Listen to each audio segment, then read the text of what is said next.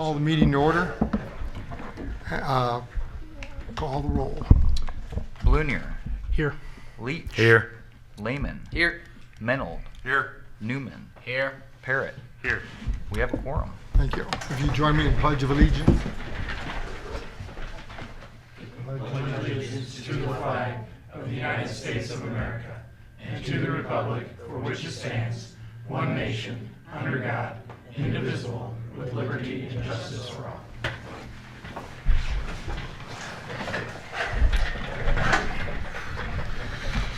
Tonight we have a public hearing on ordinance 21-09, an ordinance making appropriations for the corporate purposes for the fiscal year beginning May 1st, 2020 and ending April 30th, 2021. Is there anybody in the audience that would like to speak to that?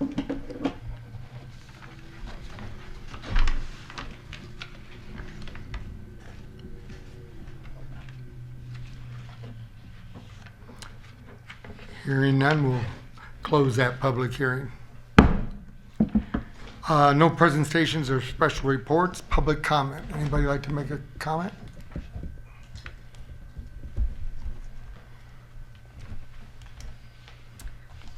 Good evening, everyone. Leanne Brown with the Morton Chamber of Commerce and Economic Development Council. Just take this opportunity to share a few updates. Signs are out. The week has arrived again. Fourth Fridays is this Friday. So as things can safely begin to open up a little bit more, restaurants and retail can welcome clients and customers in. More and more is open and activities will be out on storefronts. So check out all the great things happening for Fourth Fridays. We are also, during Fourth Fridays, hosting a community bike ride, actually 2 of them. So we will launch one bike ride from the Church Square, Jefferson Square downtown, and it'll be a family, casual, easy ride throughout the community. And then another one for your avid cyclists, if you want a little longer route. They'll head out the bike trail and do a longer route. So they'll both be hosted, so we'll meet there. There's maps on our website that you can find out or just show up and join the fun. And then in your, thanks to the village and the tourism, in your utility bills, you should have received a community Roaring Pumpkins and all that jazz FAQ. Certainly a lot more to come, a lot more information to share, but we wanted to hit the high points that we know at this point and share that out to the public. But certainly tune in to our Morton Pumpkin Festival website. We will continuously add information and ongoing details, experiences, and other registrations as they become available. We are also working on a business FAQ because it is the mission always of our festival to support local, but this year we're really trying to ramp that up and go local and support our brick and mortar businesses. So we'll be sending out an FAQ on how they can capture opportunities and market their business during our 54th Roaring Pumpkins. So stay tuned for that. Thank you. Thank you, Leanne. The consent agenda tonight is the approval of the minutes, the regular meeting July 6, 2020, and the approval of the bills. Can I have a motion? I'll move to approve. Second. Any comments? Call the roll. Blunier. Yes. Leach. Yes. Lehman. Yes. Menold. Yes. Newman. Yes. Parrott. Yes. Motion passes. Tonight, we, myself, the ordinance 21-10, an ordinance making amendments regarding liquor license to Chapter 8 of Title 3 of the Morton Municipal Code. If we could have a motion. So moved to approve. Second. And I asked Pat to explain. Thank you. Ordinance 21-10 proposes some cleanup amendments to our current liquor code. First, the definition of a restaurant as used in section 3-8-1 was one that staff had identified as potentially needing some clarification as it left relatively open-ended what might be considered a restaurant, and so we've proposed definition that's consistent with many other communities. Or to be a restaurant, the sale of meals has to be a majority of your sales. In the case of our ordinance, at least 60% of total sales. Second change we've made is in ordinance 21-10 is to include beer or wine as BYOB beverage options for Class G license holders. And then the third change we've made is for a Class I license business. If the business is a restaurant and existing ordinance provides they must have an A3 license, we propose to expand that to A2, B2, B3, or still the A3 in order to be eligible for a Class I supplemental license. And then we added in a restriction that the patron must be served while seated at the table outdoors and may not remove their beverage from that outdoor seating area. So those are the primary changes made by ordinance 21-10. Any comments, concerns? Just clarification, because of the email received a little while ago, does this mean that they can, under 14.1, have their food and liquor on the sidewalk? The Class the Class I license, we have a license classification, and Julie might know the answer right off the tip of her tongue. I need to make reference to your code to make sure I answer that question completely, Trustee Leach. We do have a classification of license that allows for service of alcohol on within the public right-of-way. I'm verifying that Class I is that license. And that's the one that they can do that as long as they leave 5 feet of space for people to, transit from one spot to another? Yeah, we have a restriction in Class I licenses that allows it to be on a sidewalk, provided it doesn't impede pedestrian use. And we require a certificate of insurance. We have limitations on the square footage. So to your question, yes, the Class I license, if granted to a licensee, would allow for sidewalk style service. Right, and so we are not actually making a change to that portion. We're not changing the area in which a Class I license may be made available, only changing who is eligible to apply for a Class I license. Thank you. I guess I have a question with that, because there was some conversation about adjusting that before, where we could start having, if a restaurant wanted to be able to expand, like for example, during right now when people are serving from tents, to be able to move from their home to the tent, or to the restaurant to the tent. Obviously there's a distance in which they have to travel. To my knowledge, the current ordinance that was in place restricted certain restaurants serving alcohol within that distance. Is that the case? I'm misunderstanding, or is that not affecting it, or is that something different?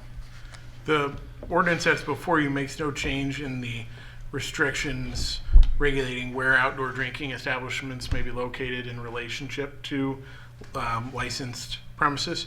So presently, our code requires if you're serving alcohol in an approved outdoor seating area and you have a Class I license, for example, the outdoor seating area must be immediately adjacent and contiguous to the licensed premises and be accessible from the interior of the premises.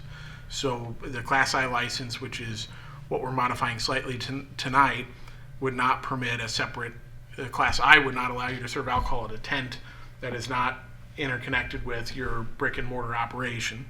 But again, the changes we're making tonight have no effect, to simply expand the classifications of businesses who are eligible to obtain a Class I and don't impose or restrict or relax any of the location requirements currently contained in the code. So let's say that I wanted to suggest that a restaurant such as Kemp 208 wanted to be able to serve alcohol within like their tent, right next to the home, which is the restaurant which they serve. Would this be a time and place to be able to ask for an amendment? My suggestion, trustee, is I'd be happy to work with you on drafting an ordinance if you'd like to propose some modifications to the location restrictions on our current licenses that allow outdoor seating and have that ordinance ready for the board next month. Certainly, if you were to move to table this ordinance and you were to get a second, that would be a priority motion which would be acted on first. A new language of that nature, I'd be more comfortable writing and getting the board the specific language so everybody has a fair opportunity to review it. So I would suggest one of two things. Either you could make a motion to table this ordinance tonight, or we put that in a separate ordinance, which I'd be glad to work with you on, and bring that back to the board at your your August 3rd meeting. I guess I wouldn't want to keep this conversation only up to me. I mean, I definitely would like this to be something that we would consider as, that's one I know of. There might be others, but I know Camp 208 has, of course, has had that issue. Right now has been a hindrance for them being able to serve alcohol within, the tent. Why don't we look at writing a new ordinance for that? You can work with Pat and come up with something. Okay. Does everyone else see the same or different, or it's a good time to talk about it probably? I guess I have no idea as far as I've seen their tent. I would have thought they would have been able to, so I'm not sure what we mean by contiguous or whatever. But I'm not going to argue that point. I think basically what happened when COVID-19 hit and they shut down the restaurants and then they allowed for outdoor dining, we had conversations with Kathy Kemp at Camp 208. The concern is once they left the fenced-in area at the front of the restaurant, they were going to be on the public sidewalk in order to get to either the grassy side of her yard or the concrete side of the parking area next to her establishment. And at the time, we didn't have a license that allowed for that, other than for beer or wine. This is expanding that license, allowing it to be basically a full bar delivery on the sidewalk. And so Kathy talked to me today. So if we wanted to look at that where we could make it possible for that, I'm not sure that that's contiguous, but if we could change the wording so that you could walk out the one fenced-in area to another area, it'd be something we would have to discuss, because I think it's going to take some clarification on what area, because how far can you walk, on a public sidewalk. And the other issue we see with Kathy that we don't have on the downtown main corridor is the sidewalk is only a 5-foot sidewalk. And you're not supposed to be able to impede on that 5 feet. The location we're talking about has, I don't remember what it was, like 14 feet or 12 feet sidewalk in front. So that was part of the difference. So I've talked with Kathy, and if we wanted to table this tonight and come back with a proposal that was more fitting for everyone, I'd be happy to do that. Yeah, if it's more complicated than just offering a suggestion yet this evening to put on there, then I'm fine with that. But I guess, it's one of those things I'd like to happen sooner than later, just because timing is everything, especially when talking about sales. Your next meeting's August 3rd, and I think it's something that could certainly be ready to go for August 3rd. And I'd be happy to work with you on that. Okay. Any other comments? If not, call the roll. Leach. Yes. Lehman. Yes. Mennel. Yes. Newman. Yes. Parrot. Yes. Blunier. Yes. Motion passes. Second item we have is ordinance 21-11, an ordinance amending sections 3-8-6 of the Morton Municipal Code regarding the number of available Class E liquor license. And I'd like to mention, Your Honor, that title is incorrect. I Okay, mean, it's adjusting overall all the licenses to agree with what is currently been requested. okay. So I'll have legal counsel explain that a little bit. Yeah, the proposed ordinance 21-11 simply displaces the current schedule of available licenses in your code with an updated schedule. It's generally been historical practice within the village that we don't have available unissued licenses. So when we have a applicant who's asking for a new license and that's to be issued, we need to amend that schedule. And we've had some changes in our liquor license holders over the last few months that have necessitated some updates. And so the village administrator suggested, which is a suggestion I agreed with as well, that we just displace the entire schedule and include the new schedule that correctly lists all available classifications and the number of licenses that are permitted to be issued in those classes. Since this COVID stuff, we've had a lot more with outdoor dining, carry out. So Julie has it here, but it's all up to date now.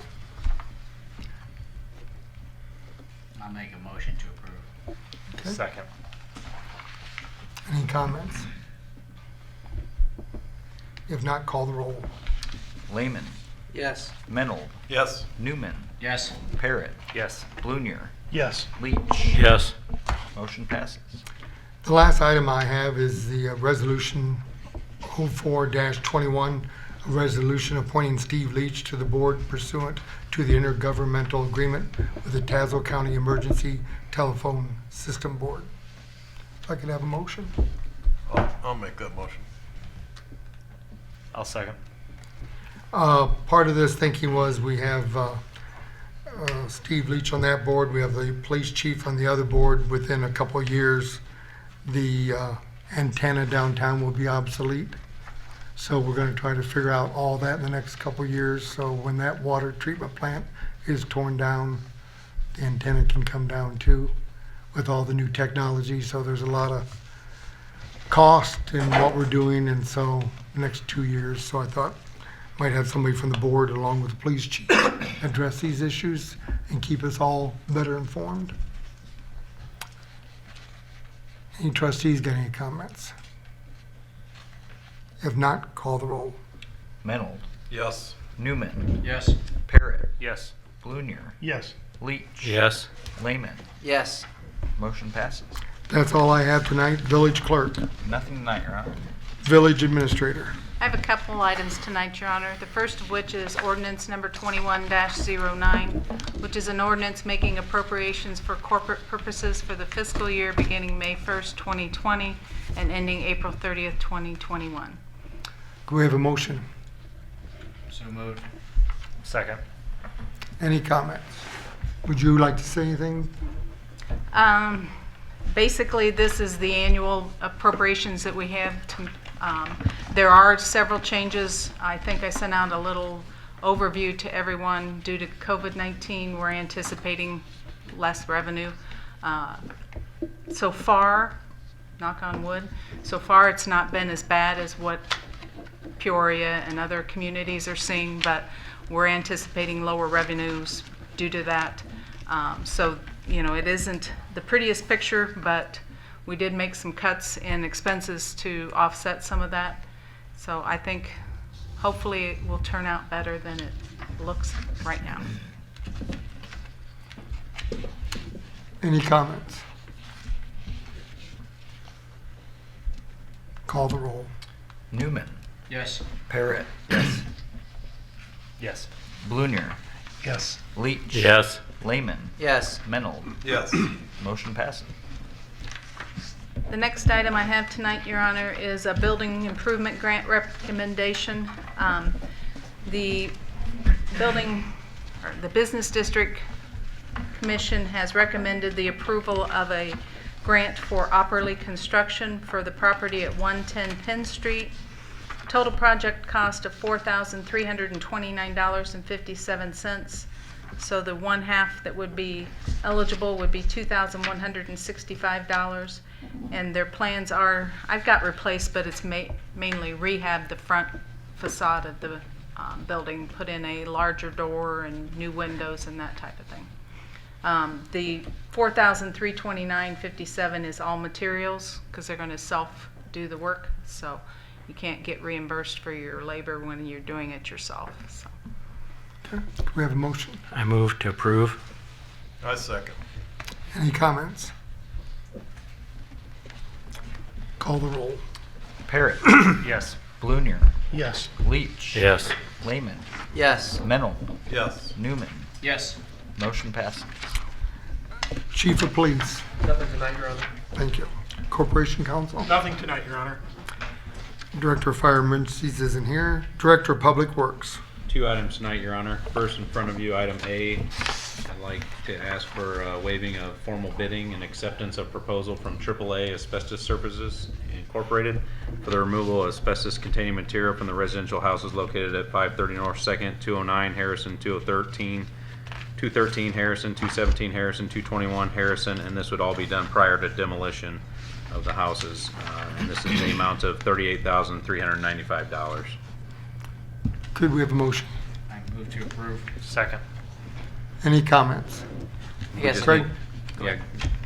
I just want to add, we're trying to get this done, obviously, prior to closing. I'm working with Pat and the other parties, so this is something that was part of the agreement to get done prior. So pending approval tonight, I would give notice to proceed tomorrow. It's a 14-day notice to the EPA, and it'd take about 8 days to complete. So this is kind of pushing back the closing a little bit, about 24 days, 25 days, but I think we're still on track here to keep moving on this project. I should have checked this before, but the company's AAA Asbestos. Are they a local company or? No, Pana, Illinois, and they recently did the Sue Bradley. They've done other work for us in the past.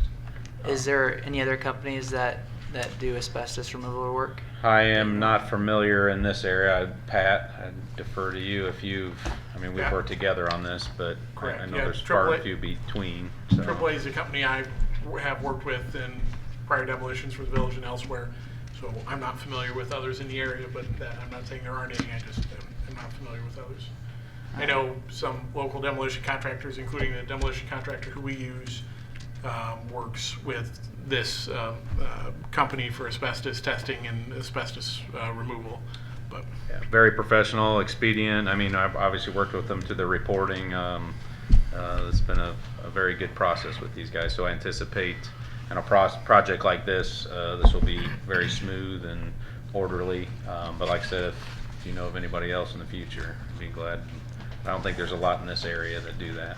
I understand. Time is of the essence, and I guess it's good for those who are listening tonight. If anyone knows of a more local company that does specialize in asbestos removal, Sure. it'd be good to know. Any other comments? Call the roll. Blunier. Yes. Leach. Yes. Lehman. Yes. Mennel. yes, Newman. Yes. Parrot. Yes. Motion passes. Next is item B. This is resolution 05-21. This is a resolution accepting bid for the 2nd Avenue, 3rd Avenue, Tyler Street, Harrison Street, and School Parking Lot Improvements Project in the amount of $1,908,861.65 and awarding of contract for same to Knapp Concrete Construction Incorporated. Do we have a motion? So moved. Second. Craig, would you like to explain that a little bit? Yeah, this is the final piece of the puzzle here. So this is the project. There's an article in the Journal Star today on this project. We're really excited about this. I would like to mention the split between the school and the village. This is a joint project. We're going to execute this, in teamwork with the school. So I'll be in charge of this going forward. But the school portion of this bid is $982,984.15, and the village's portion is $925,877.50. So we're extremely happy with the prices. They're significantly below the engineer's estimate. We had 4 bids, 4 good contractors that spent a lot of time on this, a lot of questions, and they were all in that $2 million range. So I think this is a good bid, good contractor, and we look forward to starting with them. But I'd be glad to answer any questions. Any comments?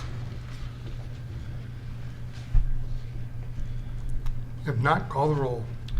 Leach. Yes. Lehman. Yes. Mennel. yes, Newman. Yes. Parrot. Yes. Blunier. Yes. Motion passes. We'll move on to the trustees. Trustee Leach. I have one item tonight, Your Honor. Ordinance 21-12, ordinance providing for public hearing to amend the exterior boundaries of the Village of Morton's Business District. As you read it, there's a lot there to read that explains the area. But just to let you know, the main portion is, area that we've referred to haphazardly, maybe as Church Square, but it's also then the house next to it. It has to be contiguous. By doing this, it allows it to be in the business district, which then would allow us to expend business district funds in that area. Do we have a motion? So moved. Second? Any other comments? Call the roll. Lehman. Yes. Mennel. Yes. Newman. Yes. Parrot. Yes. Blunier. Yes. Leach. Yes. Motion passes. Does any other trustees have anything tonight? If not, we do have to have a closed session tonight. Closed session for the purpose of discussing collective negotiating matters between the village and its employees or their representatives per 5 ILCS 120-2C2. No wonder I let you read that. Wow. I won't make that mistake next time. If we could have a motion. So moved. Second? Call the roll. Mennel. Yes. Newman. Yes. Parrot. Yes.